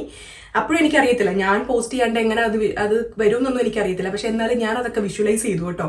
ശരിക്കും എക്സാക്ട്ലി ഞാൻ വിഷ്വലൈസ് ചെയ്തതുപോലെ തന്നെ സംഭവിച്ചത്. അതായത് എനിക്ക് ഈ ഫസ്റ്റ് അറ്റംപ്റ്റിൽ തന്നെ റിസൾട്ട് വന്നപ്പോൾ ഞാൻ പാസ്സായി. അതിന് തൊട്ട് മുന്നേ, എൻ്റെ റിസൾട്ട് അറിയുന്നതിന് തൊട്ട് മുന്നേ എൻ്റെ കൂടെ അപ്പിയർ ചെയ്ത ചേച്ചി എന്നെ വിളിച്ചു പറഞ്ഞു, മഞ്ജു എനിക്ക് കിട്ടിയില്ല, ചേച്ചിക്ക് വീണ്ടും ഏതോ ഒരു മൊഡ്യൂൾ പോയി, ചേച്ചിക്ക് അത് കിട്ടിയില്ല എന്ന് പറഞ്ഞു. എനിക്ക് അപ്പോഴും ടെൻഷനായി, ഭയങ്കര സങ്കടം. എനിക്ക് എൻ്റെ റിസൾട്ട് നോക്കാൻ വയ്യ. അങ്ങനെ എൻ്റെ കൂടെ പഠിച്ചുകൊണ്ടിരുന്ന വേറൊരു ചേട്ടൻ, ആ ചേട്ടൻ്റെ ക്രെഡിറ്റ് കാർഡ് വെച്ചിട്ട് എനിക്ക് എക്സാം ഡേറ്റ് ഒക്കെ ബുക്ക് ചെയ്ത് തന്നത്. ആ ചേട്ടനോട് വിളിച്ചിട്ട് പറഞ്ഞു, ചേട്ടാ എനിക്ക് ടെൻഷൻ ആവുന്നു, എനിക്ക് നോക്കാൻ വയ്യ, ചേട്ടൻ എൻ്റെ റിസൾട്ട് ഒന്ന് നോക്കുമോ എന്ന് പറഞ്ഞു. ചേട്ടൻ പറഞ്ഞ ഒരു കുഴപ്പമില്ല എന്ന് പറഞ്ഞു. എൻ്റെ പേര് full name Mary Manju Victoria എന്നാണ്. ആ ചേട്ടൻ എന്നെ മേരി എന്നാണ് വിളിക്കുന്നത്. കുറച്ച് കഴിഞ്ഞിട്ട് ചേട്ടൻ്റെ കോഡ് വന്നു. എനിക്ക് എടുക്കാൻ പേടി, എൻ്റെ കൈയൊക്കെ വരയ്ക്കുമായിരുന്നു. എന്നാലും ഞാൻ എടുത്തപ്പം മേരി പാസ്സായല്ലോ എന്ന് പറഞ്ഞു. ഞാൻ അന്ന് മെഡിക്കലൈസിൽ ഫ്യൂമിഗേഷൻ നടന്നിട്ട് അതിൻ്റെ തൊട്ട് ഫ്രണ്ടിൽ മെയിൽ മെഡിക്കൽ വാർഡാണ്. അവിടെ ഓൾറെഡി 2 സ്റ്റാഫ് ഉണ്ട്. അവിടെയാണ് ഞാൻ ഇരിക്കുക. അന്ന് ഞാൻ കുറച്ച് ഫ്രീ ടൈമാണ്. ആ സമയത്തിനിടയ്ക്കാണ് ഇതൊക്കെ സംഭവിക്കുന്നത്. അപ്പൊ എന്റെ ചിരി കണ്ടിട്ട് അടുത്ത് നിൽക്കുന്ന എന്റെ സ്റ്റാഫിന് മനസ്സിലായി. പുള്ളിക്കാരി ഓടി വന്ന് എന്നെ കെട്ടിപ്പിടിച്ച്. ഞാൻ പറഞ്ഞു അവരോട് ആരോടും പറയരുതെന്ന്. അങ്ങനെ അന്നത്തെ ദിവസം ഞാൻ എന്റെ ഫാമിലി അടുത്തും എല്ലാവരുടെ അടുത്തും പറഞ്ഞു. എന്റെ ഹസ്ബൻഡ് അന്ന് ഖത്തറിലാണ്. ഹസ്ബൻഡിനെ വിളിച്ചു പറഞ്ഞു. പുള്ളിയും ഭയങ്കര ഹാപ്പിയായി. ഞാൻ മാനിഫെസ്റ്റ് ചെയ്തതുപോലെ തന്നെ ഞാൻ നെഗറ്റീവ് ചിന്തിച്ചില്ല. അത് നടക്കുമെന്ന് മാത്രം ഞാൻ ചിന്തിച്ചത് കൊണ്ടാണ് അത് നടന്നതെന്ന് എനിക്ക് ഇപ്പോഴും അറിയാം. കാരണം എനിക്കറിയാം എന്നേക്കാളും കഴിവുണ്ടായിരുന്ന ഒരുപാട് സ്റ്റുഡൻസ് അവിടെ ഉണ്ടായിരുന്നിട്ടും അവർ അറ്റൻഡ് ചെയ്തിട്ടും, അല്ലെങ്കിൽ ചിലരെ അറ്റൻഡ് ചെയ്യാതെ ഇപ്പോഴും പേടിച്ച് 2 വർഷമായിട്ടും വെറുതെ കോഴ്സിന് പോയിക്കൊണ്ടിരിക്കുന്നവരാണ്. അവർ ജോലി റിസൈൻ ചെയ്തിരിക്കുകയാണ്. അവർ കുഞ്ഞിനെ നോക്കാൻ ഇൻലോസ് ഉണ്ട്. പക്ഷെ എന്നെ സംബന്ധിച്ച് എൻ്റെ വീട്ടിലാണെങ്കിലും കുഞ്ഞിനെ നോക്കാൻ എൻ്റെ പപ്പയും അമ്മയും എല്ലാവരും ജോലി ചെയ്യുന്നവരാണ്. എൻ്റെ കുഞ്ഞിനെ നോക്കാനുള്ള സാഹചര്യം ഇല്ല. അപ്പം എനിക്ക് എത്രയും വേഗം സെറ്റിൽഡ് ആവണം. എനിക്ക് ചുരുങ്ങിയ സമയമുള്ളൂ, എൻ്റെ സമയം കളയാനില്ല. എനിക്ക് ഒരു കാര്യമുള്ളൂ, മറ്റുള്ളവർ പാസ്സാവാത്ത എന്താണെന്ന്, അവർക്ക് അത്രയും കഴിവുണ്ടായിട്ട് അവർ പാസ്സാവാത്ത എന്തായിരിക്കും, അവർക്ക് പല റീസൺസ് ഉണ്ടാവാം. പക്ഷെ ഞാൻ അറ്റൻഡ് ചെയ്യുമ്പം എനിക്ക് എല്ലാ പോസിറ്റീവായിട്ടുള്ള കാര്യങ്ങളും തരാൻ എനിക്ക് നല്ല സമയം തരും, എനിക്ക് ആത്മവിശ്വാസം തരും. ആ സമയത്ത് ശാരീരിക ബുദ്ധിമുട്ടുകളൊന്നും ഉണ്ടാവില്ല. എനിക്ക് തലവേദന, വയറുവേദന അങ്ങനെയുള്ള കാര്യങ്ങളൊന്നും വരാതെ എന്നെ ദൈവം കാത്തുകൊള്ളും. അതുവഴി എനിക്ക് നല്ല രീതിയിൽ എൻ്റെ സമയം യൂട്ടിലൈസ് ചെയ്ത് എനിക്കത് എക്സാം അപ്പിയർ ചെയ്യാൻ പറ്റും എന്നുള്ളൊരു പോസിറ്റീവ് തിങ്കിങ് മാത്രമേ എൻ്റെ മനസ്സിലുണ്ടായിരുന്നുള്ളൂ. ആ മാനിഫെസ്റ്റേഷൻ നടക്കാൻ പോകാന്നുള്ള ആ വിഷ്വലൈസേഷൻ മാത്രമേ ഉള്ളൂ. അതായത് എൻ്റെ ഹോസ്പിറ്റലിൽ ഞാൻ എക്സാം ഒന്നും എഴുതത്തില്ല എന്ന് വിചാരിച്ചിരിക്കുന്ന അവരിലേക്ക് എൻ്റെ റിസൾട്ട് കണ്ട് ഞെട്ടാൻ പോകുന്ന കുറേ ആൾക്കാർ അവിടെ ഉണ്ട് എന്നുള്ളൊരു കാര്യം മാത്രമേ എൻ്റെ മനസ്സിൽ കണ്ടുള്ളൂ. സെയിം അതുപോലെ തന്നെ സംഭവിച്ചു. ഞാൻ പോസ്റ്റ് ചെയ്തില്ലെങ്കിലും മാഞ്ജുലാൻസ് അക്കാഡമി അവരത് പോസ്റ്റ് ചെയ്തു. അവരുടെ ഫേസ്ബുക്ക് വഴി എൻ്റെ ഹോസ്പിറ്റലിൽ വർക്ക് ചെയ്യുന്ന പലരും കണ്ടു. എൻ്റെ കാഷ്വാലിറ്റിയിൽ ഇങ്ങനെ ഇരിക്കാൻ നേരത്ത് ഒരു ചേച്ചി കയറി വന്നിട്ട്, മഞ്ജു കൺഗ്രാറ്റ്സ്, നീ എൻ്റെ അടുത്ത് പറഞ്ഞത് അപ്പിയർ ചെയ്തില്ലെന്നാണല്ലോ. ഞാൻ പറഞ്ഞു അത് വെറുതെ പറഞ്ഞതാ, റിസൾട്ട് വരുമല്ലോ എന്ന് അറിയട്ടെ എന്ന് വിചാരിച്ചു. പുള്ളിക്കാരി എന്നെ ഹോസ്പിറ്റലിൽ മുഴുവൻ പറഞ്ഞു വരത്തി. അങ്ങനെ എല്ലാവരും പറഞ്ഞു എനിക്ക് OIT കിട്ടിയെന്നുള്ളത്. അപ്പൊ എനിവേ അതായിരുന്നു എൻ്റെ ഫസ്റ്റ് മാനിഫെസ്റ്റേഷൻ. അത് കഴിഞ്ഞിട്ട് ഞാൻ അയർലൻഡിലേക്ക് എത്തി. അവിടെ വന്നിട്ടും ആപ്റ്റിറ്റ്യൂഡ് ടെസ്റ്റ് അതൊക്കെ ഉണ്ട്. അതെല്ലാം ഫസ്റ്റ് അറ്റംപ്റ്റ് ചെയ്യാൻ എല്ലാം പാസ്സായി. ദൈവം സഹായിച്ച് അതെല്ലാം കിട്ടി. അത് കഴിഞ്ഞിട്ട് നമ്മൾ ഫാമിലിയൊക്കെ വരുന്നതിന് മുമ്പേ നമ്മൾ ഷെയറിംഗ് അക്കോമഡേഷനിലായിരിക്കും നിൽക്കുന്നത്. നമുക്ക് സ്വന്തമായിട്ട് ഒരു അഡ്രസ് പ്രൂഫും നമുക്ക് ബാങ്ക് അക്കൗണ്ടിൽ ക്യാഷും ഒക്കെ വന്നു തുടങ്ങിയതിന് ശേഷം മാത്രം ഫാമിലി വരാറാവുമ്പോഴാണ് എല്ലാവരും സ്വന്തമായിട്ടൊരു വീട് റെന്റിനെടുത്ത് മാറത്തുള്ളൂ. അപ്പം ഞാൻ ആദ്യമായിട്ട് താമസിക്കാൻ വന്നത് ഒരു യങ് കപ്പിളിന്റെ വീട്ടിലാണ്. അവർ റീസെന്റ് വീട് വാങ്ങിച്ചൊരു 2-3 മാസം ആയിട്ടുള്ളൂ. യൂറോപ്യൻ സ്റ്റൈലിലുള്ള ഒരു വീടാണെങ്കിൽ പോലും ഇന്ത്യൻ സങ്കല്പങ്ങൾക്ക് ചേരുന്ന വിധത്തിൽ എല്ലാവിധ സൗകര്യങ്ങളും ഒക്കെ ഉള്ള, നല്ല വലിപ്പമൊക്കെ ഉള്ള, നല്ല സൗകര്യങ്ങളോട് കൂടിയ നല്ലൊരു വീടാണ്. അങ്ങനെ ഞാൻ ആ വീട്ടിൽ ഷെയറിങ്ങിന് നിൽക്കുകയാണ്. എൻ്റെ കൂടെ വേറൊരു പുള്ളിക്കാരിയുണ്ട്. ആ ചേട്ടന്റെ വൈഫ് പേര് മിലി എന്നാണ്. ഞാൻ മിലി എന്നാണ് വിളിക്കുന്നത്. എനിക്ക് അടുത്ത ഗോൾ എന്ത് സെറ്റ് ചെയ്യണമെന്ന് ഞാൻ ചിന്തിച്ചു തുടങ്ങിയില്ലായിരുന്നു. എനിക്ക് വേണ്ടുന്ന ഗൈഡൻസ് യൂണിവേഴ്സ് തന്നെ അവിടുന്ന് തരുമായിരുന്നു. കാരണം വെച്ചാൽ അവര് ഇപ്പൊ റീസെന്റ് വീട് വാങ്ങിച്ച് അവർ സെറ്റിൽഡ് ആയി വന്നിട്ട് അവർ 4 വർഷമായിരുന്നു. ഓൾറെഡി അവർ രണ്ടുപേരും ഡ്രൈവ് ചെയ്യുന്നവരാണ്. ഈ മിലി, എനിക്കിപ്പോൾ ഇന്ന് നൈറ്റ് ഓഫ് ആണ്, എനിക്ക് ഡ്യൂട്ടി ഇല്ലെന്നുണ്ടെങ്കിൽ എന്നെയും കൊണ്ട് പുറത്തു പോകും കേട്ടോ. പുള്ളിക്കാരിക്ക് ഡ്രൈവ് ചെയ്യാൻ ഭയങ്കര ഇഷ്ടമാണ്. നല്ല സൂപ്പറായിട്ട് ആണുങ്ങളൊക്കെ ഡ്രൈവ് ചെയ്യുന്ന പോലെ. അന്ന് മൈക്ര ആയിരുന്നു. അത് കഴിഞ്ഞിട്ട് പുള്ളിക്കാരി കാറൊക്കെ അപ്ഗ്രേഡ് ചെയ്തൊരു വോൾവോ ഒക്കെ എടുത്തു. അന്നൊരു മൈക്ര ആയിരുന്നു ആദ്യം ഉണ്ടായിരുന്നത്. മാനുവലാണ്. ഗിയറൊക്കെ ഇട്ട് വണ്ടിയൊക്കെ ഓടിക്കുന്ന കാണുമ്പോൾ തന്നെ അടുത്ത് ഞാൻ ഇങ്ങനെ ഇരിക്കുമ്പോൾ ഞാൻ ഇതൊക്കെ ഇങ്ങനെ നോക്കിയിരിക്കുമായിരുന്നു. അപ്പം ആദ്യമായിട്ടാണ് അന്ന് നാട്ടിൽ ഹസ്ബൻഡൊക്കെ ഡ്രൈവ് ചെയ്യുന്നുണ്ടെങ്കിലും ആദ്യമായിട്ട് ഈ പുള്ളിക്കാരി, അതൊരു പെണ്ണല്ലേ, എന്നെപ്പോലെ ഒരു പെൺകുട്ടിയല്ലേ. അപ്പം പുള്ളിക്കാരി ഡ്രൈവ് ചെയ്യുന്ന കാണുമ്പം എനിക്കതൊരു ഇൻസ്പിറേഷനായി. അപ്പൊ എനിക്ക് അടുത്തൊരു കാര്യമായി, അതായത് ഇനി എനിക്ക് വേണ്ടത് ഇവിടെ ഡ്രൈവിംഗ് പഠിച്ചു കഴിഞ്ഞാൽ വിദേശത്ത് ആര് വന്നാലും, അതൊരു ടിപ്പാണ് കേട്ടോ, വിദേശത്തല്ല എവിടെയാണെങ്കിൽ പോലും ഡ്രൈവിംഗ് അറിയാവുന്ന പെൺകുട്ടികളുണ്ടെന്നുണ്ടെങ്കിൽ, നിങ്ങൾക്ക് അത് അറിയത്തില്ലെന്നുണ്ടെങ്കിൽ ഉറപ്പായിട്ടും നിങ്ങൾ ഡ്രൈവിംഗ് പഠിക്കണം. കാരണം ഡ്രൈവിംഗ് പഠിച്ചു കഴിഞ്ഞാൽ നമ്മൾ ഭയങ്കര ഇൻഡിപെൻഡന്റ് ആവും. നമുക്ക് ഒരാളെ ഡിപ്പെൻഡ് ചെയ്യേണ്ട, നമ്മുടെ ആവശ്യങ്ങൾക്കെല്ലാം നമുക്ക് തന്നെ പോവാം. പ്രത്യേകിച്ച് ഈ യൂറോപ്യൻ കൺട്രീസിൽ വന്നു കഴിഞ്ഞാൽ ഇവിടുത്തെ മെയ്ഡ് മുതൽ, ഇവിടെ സ്കൂൾ വാനൊന്നുമില്ല, നമ്മുടെ ഡ്രൈവറും ഹൗസ് കീപ്പും എല്ലാം നമ്മൾ തന്നെ ആയിരിക്കും. എല്ലാ റൂൾസും നമ്മൾ നല്ല ഭംഗിയായിട്ട് ഇവിടെ ചെയ്തെങ്കിൽ മാത്രമേ നമുക്ക് ഇവിടെ ജീവിക്കാൻ പറ്റുള്ളൂ. അല്ലെങ്കിൽ എല്ലാത്തിനും അവർലി പേ അനുസരിച്ച് നമ്മുടെ വീട്ടിൽ പണിയാൻ വരുന്നവർക്ക്, അല്ലെങ്കിൽ ഒരു ഡ്രൈവിനെ എന്ത് ജോലിക്ക് വന്നാലും അവർലി പേ അനുസരിച്ച് അവർക്ക് നമ്മൾ പേ ചെയ്യേണ്ടി വരും. അതുകൊണ്ട് ഡ്രൈവിംഗ് വളരെ ഇമ്പോർട്ടൻ്റ് ആയിട്ടുള്ളൊരു കാര്യമാണ്. ഇവിടെ വന്നപ്പോൾ എനിക്ക് മനസ്സിലായി, അടുത്ത ഞാൻ ചെയ്യേണ്ട ഗോൾ, സെറ്റ് ചെയ്യേണ്ട ഗോൾ എന്ന് വെച്ചാൽ എനിക്ക് ഞാൻ ഡ്രൈവിംഗ് പഠിക്കണം, സ്വന്തമായിട്ടൊരു കാറ് മേടിക്കണം എന്നുള്ളതായിരുന്നു. അപ്പം എൻ്റെ ഫാമിലി എത്തിയിട്ടില്ല. ഞാൻ ഒറ്റയ്ക്ക് അവരുടെ വീട്ടിൽ നിന്ന് ഒരു 6 മാസം കഴിഞ്ഞപ്പോൾ തന്നെ ഞാൻ സ്വന്തമായിട്ട് ഒരു അപ്പാർട്ട്മെന്റ് റെന്റിനെടുത്ത് ഞാൻ ഒറ്റയ്ക്ക് അങ്ങോട്ട് മാറി. കാരണം എനിക്ക് എൻ്റെ സ്പെഷ്യൽ ടൈമൊക്കെ യൂട്ടിലൈസ് ചെയ്യാൻ, എനിക്ക് ഒറ്റയ്ക്ക് ഇരിക്കാനും വായിക്കാനും ക്രാഫ്റ്റ് വർക്കൊക്കെ ചെയ്യാൻ ഇഷ്ടമാണ്. ഞാൻ അങ്ങനെ എൻ്റെ വീട്ടിലോട്ട് മാറി. എൻ്റെ വീടൊക്കെ ഫുൾ അലങ്കരിക്കാനും ക്രാഫ്റ്റ് വർക്ക് ചെയ്യാനും ഒറ്റയ്ക്ക് ഇരിക്കുന്ന സമയങ്ങളിൽ ബുക്ക് വായിക്കാനും ഒക്കെ തുടങ്ങി. അപ്പം ഞാൻ 2020 ഈ OET എഴുതി കഴിഞ്ഞിട്ട് അടുത്തത് ഞാൻ മാനിഫെസ്റ്റ് ചെയ്തു. ഇനി അയർലൻഡിലേക്കുള്ള പ്രോസസ്സ് സ്റ്റാർട്ട് ചെയ്തപ്പം 2020 ജൂൺ മാസം തീരുന്നതിന് മുമ്പായിട്ട് തന്നെ അയർലൻഡിൽ എത്തിക്കണം എന്ന് ഞാൻ പ്രാർത്ഥിക്കാൻ തുടങ്ങി. അതും ഞാൻ മാനിഫെസ്റ്റ് ചെയ്തു. സെയിന്റ് ആന്റണി അടുത്ത് ഞാൻ പറയുന്നൊരു കാര്യമുള്ളൂ, എന്ത് സംഭവിച്ചാലും 2020 ജൂൺ തീരുന്നതിന് മുമ്പേ തന്നെ അയർലൻഡിൽ എത്തിക്കണം എന്നുള്ളതാണ്. അങ്ങനെ ഇരിക്കുന്ന സമയത്താണ് കോവിഡ് മഹാമാരിയൊക്കെ വരുന്നത്. അങ്ങനെ ഇരിക്കുമ്പോൾ എൻ്റെ ആഗ്രഹം സബലീകരിക്കാൻ വേണ്ടി ഞാൻ മാനിഫെസ്റ്റ് ചെയ്ത കാര്യം എനിക്ക് നടത്തിത്തരാൻ വേണ്ടി പ്രപഞ്ചം ഒരുക്കിയ ഒരു വഴിയാണ് ഇവാക്വേഷൻ ഫ്ലൈറ്റ്. അങ്ങനെ ഇവാക്വേഷൻ ഫ്ലൈറ്റ് വഴിയാണ് 2020 ജൂൺ അവസാനിക്കുന്നതിന് മുമ്പേ എത്തിക്കണമെന്ന് ഞാൻ മാനിഫെസ്റ്റ് ചെയ്തെങ്കിൽ 2020 ജൂൺ 10 അയർലൻഡിലെത്തി. അതും മാനിഫെസ്റ്റേഷൻ വഴിയാണ് സംഭവിച്ചത്. 2021 മാർച്ചിൽ സ്വന്തമായിട്ട് ഞാനൊരു വണ്ടി വാങ്ങിച്ചു. അന്ന് എനിക്ക് വണ്ടി ഓടിക്കാനൊന്നും അറിയത്തില്ല. പക്ഷേ എൻ്റെ ഫാമിലി വരുന്നതിന് മുമ്പേ എൻ്റെ ഹസ്ബൻഡൊക്കെ വന്നു കഴിഞ്ഞാൽ, അല്ലെങ്കിൽ നമ്മൾ വേറൊരു ഫാമിലി ഡിപ്പെൻഡ് ചെയ്യേണ്ടി വരും. ഹസ്ബൻഡിനെ വിളിക്കാൻ പോകാനായാലും, ഞങ്ങൾക്ക് കുറച്ച് നാളത്തേക്ക് എവിടെയെങ്കിലും പോകണമെങ്കിൽ വേറൊരാളെ അവർ ഫ്രീ ആവുന്ന സമയം വരെ വെയിറ്റ് ചെയ്തിരിക്കേണ്ടി വരും. ഇതൊക്കെ എനിക്ക് മനസ്സിലായി. പുള്ളിക്കാരിയെ പോലെ നല്ല അടിപൊളിയായിട്ട് വണ്ടി ഓടിക്കണം എന്നുള്ളൊരു ഇൻസ്പിറേഷൻ എനിക്ക് വന്നു. അതുകൊണ്ടൊക്കെ അവരും 4 വർഷമായപ്പോൾ അവർ വീട് വാങ്ങി സെറ്റിൽഡ് ആയല്ലോ. ഇപ്പൊ വീടും ഇവിടെ ഇത് രണ്ടും ഇത് വേണം എന്നുള്ളൊരു ഗോൾ ഞാൻ സെറ്റ് ചെയ്തു. അതിനുവേണ്ടി ഞാൻ വർക്ക് ചെയ്യാൻ തുടങ്ങി. അപ്പം ഇന്ന് ആഗ്രഹിച്ചാൽ നാളെ നേടാൻ പറ്റത്തില്ലല്ലോ. അപ്പൊ അതിന് 1 by 1 ആയിട്ട് ഫസ്റ്റ് ഡ്രൈവിംഗ് പഠിക്കുക എന്നുള്ളതായിരുന്നു. വണ്ടി വാങ്ങി വെച്ചിട്ട് ആദ്യമായിട്ട് 2021 മെയ് 12 നഴ്സസ് ഡേയുടെ അന്നാണ് ഞാൻ ആദ്യമായിട്ട് ഡ്രൈവിംഗ് ലെസൺ എടുത്തത്. ഒരു ഡ്രൈവിംഗ് ഇൻസ്ട്രക്ടർ, ഒരു ഐറിഷ്യാനാണ്, ഡേവിഡ് എന്നാണ് പുള്ളിയുടെ പേര്. പുള്ളിയുടെ അടുത്ത് ഞാൻ ഡ്രൈവിംഗ് സ്റ്റാർട്ട് ചെയ്തു പഠിക്കാൻ വേണ്ടി. പഠിച്ചു കഴിഞ്ഞിട്ട് ഞാൻ 4ാമത്തെ അറ്റംപ്റ്റിലാണ് കേട്ടോ ഞാൻ പാസ്സാവുന്നത്. 3 അറ്റംപ്റ്റ്സ് പല റീസൺസ് കൊണ്ട് ഞാൻ ഫെയിലായി. ഡ്യൂട്ടിക്ക് പോകാൻ വേണ്ടി നീ അത്യാവശ്യം, പക്ഷെ ഗാഡിയുടെ കണ്ണിലൊന്നും പെടരുത്, നീ വണ്ടി ഓടിച്ച് പോക്കോ, നീ ഇപ്പൊ വണ്ടി ഓടിക്കാനായി എന്ന് 5 ക്ലാസ് കഴിഞ്ഞപ്പോൾ എൻ്റെ അടുത്ത് പറഞ്ഞു. 1 മണിക്കൂർ വെച്ചിട്ടാണ് കേട്ടോ ഒരു ലെസൺ. അങ്ങനെ 5 ലെസൺ എടുത്തു കഴിഞ്ഞപ്പോൾ എനിക്കൊരു പുള്ളി എന്നെ ഇൻസ്പയർ ചെയ്തു. കാരണം 3 ലെസൺ ആയപ്പോൾ തന്നെ ഞാൻ ചോദിച്ചു, ഇനി എനിക്ക് വണ്ടി ഓടിച്ച് ഡ്യൂട്ടിക്ക് പോകാമെന്ന്. അപ്പോൾ പറഞ്ഞു, നിൽക്കി ഞാൻ പറഞ്ഞു കഴിയുമ്പോൾ നീ വണ്ടി ഓടിച്ചാൽ പോയാൽ മതി എന്ന് പറഞ്ഞു. അങ്ങനെ ഒരു 2 ലെസണോട് കഴിഞ്ഞ് 5 ലെസൺ കഴിഞ്ഞപ്പോൾ വണ്ടി ഓടിച്ച് ഞാൻ ഡ്യൂട്ടിക്ക് പോകാൻ തുടങ്ങി. അതിനിടയ്ക്ക് വെച്ച് ഞാൻ 2 അറ്റംപ്റ്റ് ഫെയിലായിരിക്കുക. പക്ഷെ എന്നാലും എനിക്ക് അതെന്നെ തളർത്തിയൊന്നുമില്ല കേട്ടോ. വീണ്ടും ഞാൻ എക്സാം എടുക്കാനും തന്നെ ഞാൻ റെഡിയാണ്. കാരണം ഞാൻ വണ്ടി ഓടിച്ച് എല്ലായിടത്തും പോകുന്നുണ്ട്. ഒറ്റയ്ക്ക് ജീവിക്കുകയാണെങ്കിൽ പോലും ഞാൻ ഒരാളെയും വിളിക്കുന്നില്ല. ഞാൻ ഒറ്റയ്ക്കാണ് തന്നെ വണ്ടി ഓടിച്ച് ഷോപ്പിൽ പോകും. പാസ്സാവാത്തൊരു ബുദ്ധിമുട്ട് എനിക്ക് വന്നു തുടങ്ങിയിട്ടില്ലായിരുന്നു. അങ്ങനെ ഹസ്ബൻഡ് വരുന്ന സമയത്ത് ഹസ്ബൻഡിന് ഈ അയർലൻഡിലെ പല സ്ഥലങ്ങളിലും ഞാൻ തന്നെയാണ് വണ്ടി ഓടിച്ച് കൊണ്ടുപോയി കാണിച്ചത്. കാരണം അദ്ദേഹം നാട്ടിൽ വണ്ടി ഓടിക്കുന്ന ഇന്റർനാഷണൽ ലൈസൻസ് എടുത്തിട്ട് വന്നിട്ടുണ്ടെങ്കിലും ഇവിടുത്തെ വഴിയും കാര്യങ്ങളും അറിയത്തില്ല. പിന്നെ വരുമ്പം നാട്ടിൽ നിന്ന് വരുന്ന എല്ലാവരും ഹോൺ അടിക്കും. ഇവിടെ ഹോൺ അടിക്കുന്ന തെറി വിളിക്കാൻ വേണ്ടി മാത്രമാണ് കേട്ടോ, അല്ലാതെ ഇവിടെ ആരും ഹോൺ അടിക്കാറില്ല. അപ്പൊ അതൊക്കെ ഞാൻ പഠിപ്പിച്ചു കൊടുക്കണമല്ലോ. അപ്പൊ അതുകൊണ്ട് ഞാൻ തന്നെയാണ് 2-3 ദിവസം ഓഫൊക്കെ കിട്ടുന്ന ദിവസങ്ങളിൽ ഹസ്ബൻഡുമായിട്ട് ഷോപ്പിലൊക്കെ കൊണ്ടുപോയി എല്ലാം കാണിച്ചു കൊടുത്ത് അങ്ങനെ പിന്നെ ഹസ്ബൻഡ് വണ്ടി ഓടിക്കാൻ തുടങ്ങി. അങ്ങനെ ഹസ്ബൻഡ് വന്നതിന് ശേഷം ഞാൻ 3ാമത്തെ അറ്റംപ്റ്റ് എടുത്തു. ആ 3ാമത്തെ അറ്റംപ്റ്റ് ഞാൻ ഫെയിലായി. 4ാമത്തെ അറ്റംപ്റ്റിലാണ് എനിക്ക് പാസ്സാവുന്നത്. പ്രൈവറ്റ് നഴ്സിംഗ് ഹോമിൽ ഞാൻ വന്ന സമയത്ത് 2 വർഷം കോൺട്രാക്ട് ഉണ്ട്. കാരണം നാട്ടിൽ നിന്ന് വരുന്ന ഫസ്റ്റ് ഇങ്ങോട്ട് വരുന്ന ഫ്ലൈറ്റ് ടിക്കറ്റ് മുതൽ ഇവിടെ വന്നിട്ടുള്ള ആപ്റ്റിറ്റ്യൂഡ് ടെസ്റ്റ് ഉണ്ട്. അത് നാട്ടിൽ ഒരു 2 ലക്ഷം രൂപയോളം അതിന് ഫീസുണ്ട്. 1.5 ലക്ഷം രൂപയോളം ഫീസുണ്ട്. അതുമെല്ലാം നമ്മുടെ അടുത്തുനിന്ന് കാൻഡിഡേറ്റ് അടയ്ക്കേണ്ടി വന്നിട്ടില്ല. അതെല്ലാം എൻ്റെ ഏജൻസി, അവരാണ് എനിക്കിതെല്ലാം പേ ചെയ്തത്. അതുകൊണ്ട് തന്നെ എല്ലാ പൈസയും അവരെടുക്കുന്നതുകൊണ്ട് തന്നെ 2 വർഷം കോൺട്രാക്ട് ഉണ്ട്. നമ്മൾ അവിടെ തന്നെ നിൽക്കണം. ആ 2 വർഷം കഴിഞ്ഞു കഴിഞ്ഞാൽ പിന്നെ നമുക്ക് ഗവൺമെന്റിലോട്ട് എക്സാം എഴുതി മാറാം. എന്നിട്ട് ഗവൺമെന്റ് ജോബ് കിട്ടുക എന്നുള്ളതായിരുന്നു 2023 എൻ്റെ വലിയൊരു ആഗ്രഹം. ആ 2023 ഡിസംബർ 19 ഞാൻ പുതിയ ഗവൺമെന്റ് ജോബിലേക്ക് ജോയിൻ ചെയ്തു, എൻ്റെ ആഗ്രഹം പോലെ തന്നെ. അതും ഞാൻ മാനിഫെസ്റ്റേഷൻ വഴി തന്നെയാണ് സാധിച്ചെടുത്തത്. 2024 നമ്മുടെ ഗോള് ഈ വീട് സ്വന്തമാക്കണം എന്നുള്ളത്. സ്വന്തമായിട്ട് അയർലൻഡിൽ ഒരു വീട്, ആ വീടും ഞാൻ സ്വന്തമാക്കി. ഈ വീടിന്റെ എല്ലാ പ്രോസസ്സും എല്ലാം കഴിഞ്ഞിരിക്കവെയാണ് യൂട്യൂബ് ചാനൽ എന്നുള്ളൊരു സ്വപ്നം എൻ്റെ മനസ്സിലോട്ട് കയറിയത്. എൻ്റെ സബ്സ്ക്രൈബേഴ്സ് ഒക്കെ കൂടാനും ഗ്രോത്ത് ഉണ്ടാവാൻ വേണ്ടിയിട്ടും അതിന് ഞാൻ മാനിഫെസ്റ്റ് ചെയ്തു. എൻ്റെ 333 ടെക്നിക്കാണ് നിങ്ങളുടെ എല്ലാവരുടെ അടുത്തും ഞാൻ മുന്നത്തെ ഒരു വീഡിയോയിൽ പറഞ്ഞു തന്നിട്ടുള്ളത്. പക്ഷേ ഈ യൂട്യൂബിൻ്റെ ഇതിന് ഞാൻ വേറൊരു ടെക്നിക്ക്, അത് ഞാനൊരു വീഡിയോ കണ്ട് ഞാൻ പഠിച്ചതാണ്. ആ ഒരു ടെക്നിക്കാണ് ഞാൻ അപ്ലൈ ചെയ്തത്. ആ ടെക്നിക്ക് എങ്ങനെയാണെന്ന് ഞാൻ പറഞ്ഞുതരാം. ഒരു ബൗള്, അത് ട്രാൻസ്പെറൻ്റ് ആണെങ്കിൽ അത്രയും നല്ലത്, അല്ലെന്നുണ്ടെങ്കിൽ ട്രാൻസ്പെറൻ്റ് അല്ല, ഏത് സ്റ്റീലാണോ അലൂമിനിയം ആണോ ഏതെങ്കിലും ഒരു ബൗൾ, നിങ്ങൾക്ക് പറ്റുന്ന ഒരു ബൗൾ എടുക്കുക. അതിലേക്ക് നിങ്ങൾ ഒരു ഭാഗത്തോളം നിറഞ്ഞ തുളുമ്പണ്ട, അതിൽ ആവശ്യത്തിന് നിറച്ച് വെള്ളം ഒഴിക്കുക.